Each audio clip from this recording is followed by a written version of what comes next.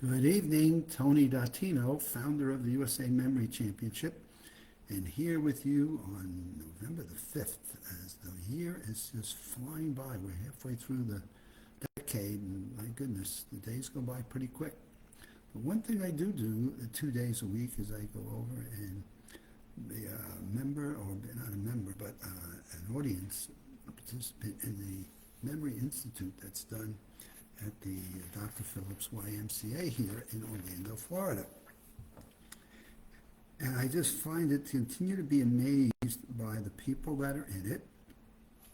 And these are people that can range anywhere from mental competence to mild beginnings of cognitive impairment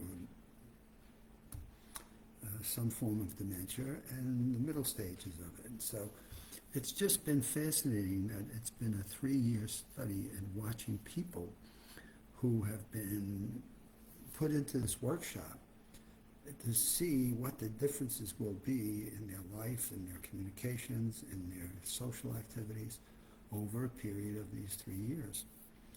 And some people have passed away and some people have entered, so it's constantly evolving with new members. And one of the first things I note as new members, as they saw a new member there today, was the welcoming that they get from the people who were in the workshop. And how quickly the person that comes in to observe to say, gee, I wonder if this is something I might want to be a part of. Or a family member sits in the audience and wonders, I wonder if this is something I want to put a family member into because it would be a good thing for them. And I can't help but observe and watch them to get really excited about this. They really like, wow, look at the conversations, look at the differences. There's a level of hope for the people that are in this. And I mean hope in a way that says they can still live life. And they find friends and peers and people with similar bumps in the road, similar conversations that they can have.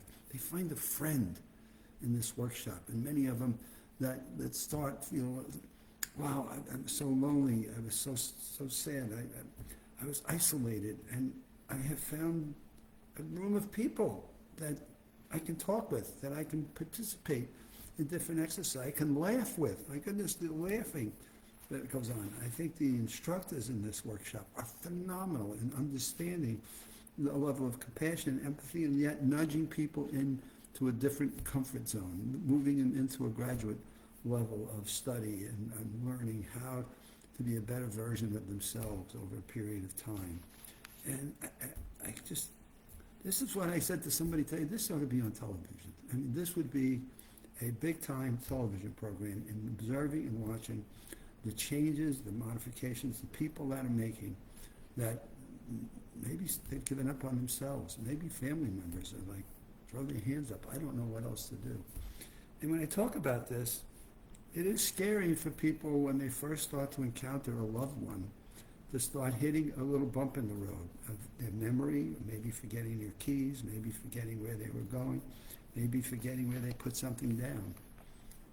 And hearing the phrase, oh, it's a senior moment, and people just spout that out with no significance to it until you have someone who is in this stage of early mild cognitive impairment, or maybe at the stage of, I don't want to get to that stage, so I'm going to be more active and engaged in figuring out things I can do to stay socially engaged, to mentally challenge myself, to deal with the stresses in my life, to do the right exercise routines and programs. And boy, I have found 2 people that understand all that and can help me, and that is with Michael and Catherine. And they are just phenomenal. They've got people engaged throughout it's a 4-hour session. It starts at 9:30 a.m. and it runs till 1:30 at the YMCA in Dr. Phillips, Florida. And they keep these people engaged throughout the 4 hours. There's not what I call downtime. Even lunchtime is a common around the table. It's like a community table of 16 people, and that's their capacity for the workshop, so that they can engage with each person on a very personal level. It's almost like customizing for 16 people, and why you have 2 facilitator instructors that are a part of it. and watching these people come together and talk to one another, help one another out, and just support them and just sit and have conversations. I sat with a couple of them today at lunch and just listening to their conversations of what they were doing and who's at home and who helps them and how this class helps them. And a son visiting because her husband had some surgery, and therefore the son has been with her for 10 days. And just seeing the love and the care in these people, it's, God, you know, when I come back and listen to TV some nights, it's like so disheartening to see what we see on television. When I go into this workshop and get enlightened and get so enthused and get so bubbly about what I'm seeing people doing with their lives. And as one member said, why can't the whole world be like we are? And I just scratch my head and I say, isn't that sad? That it takes somebody in a stage of impairment to recognize we have found something very special at this group of people.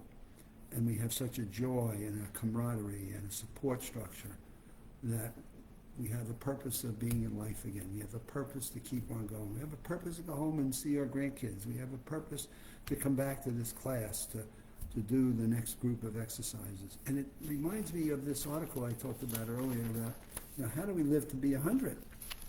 And so here's in the New Science magazine, How Do We Live to Be 100, which I keep looking at and reading and studying. And then here, this is the September 20th issue of New Scientist, okay, September 20th, How to Live to Be 100. And looking at what they talk about here in New Scientist, which is exactly what this workshop at the YMCA is all about, which is helping people reach a level of cognitive fitness that they gave up on and didn't think they could ever achieve again. So there's a combination of mental exercises. There's work done in terms of exercising. And I say work because some of these people go to the Y gym, and Catherine facilitates the session, and they're moving. They got music playing. They're listening to the music. They're dancing in a sense of exercise. They're moving their arms. They're moving their legs. Some of them need to sit down every once in a while, and Catherine's very careful in terms of how she guides them through the exercises, and she understands limitations by individual, which is again why, you know, Michael watches the half of the room, Catherine watches the other half, and they make sure there's guidance to the people in it. I said to Michael and Catherine today, I sit and watch this stuff, and this is truly, it's a miracle that probably millions of people would benefit by and welcome in their lives, because it's brought a spirit back. It's brought a level of friendly and teamwork and friends and relationships that take them out of isolation, take them out of being lonely, and give them a purpose to continue to come at least 2 days a week. And by the way, the family members in this, they'd have these attendees be there 5 days a week, give weekends off, but 5 days a week if they had the program to be able to do it. And so right now, I'm just looking at this and saying, how do we get the word out on this to more people, knowing that we could make a significant difference in their lives, knowing that if we catch this as the science continues to take us through, and how do we do these things, if we can learn how to get in front of these things, how can we delay, push off, keep a loved one with us that's more alert, attentive, and with us for a longer period of time. And even if we were able to stretch that out by 2 years, what would the price of that be worth? If we could take people and move them into a stage of early dementia and push that out by 2 or 3 years, what's that worth to a family? What's that worth to the individual that then starts to build a level of anxiety and worry about whether or not they're capable of knowing their loved ones and being part? And I've been at this for 30 years, and I say I've been at memory and the neuroscience of creativity in the human brain, and how our memories work and how our memories can be improved. And I just get to sit in this class as I did today and just have such respect for the attendees. They're the stars of the show.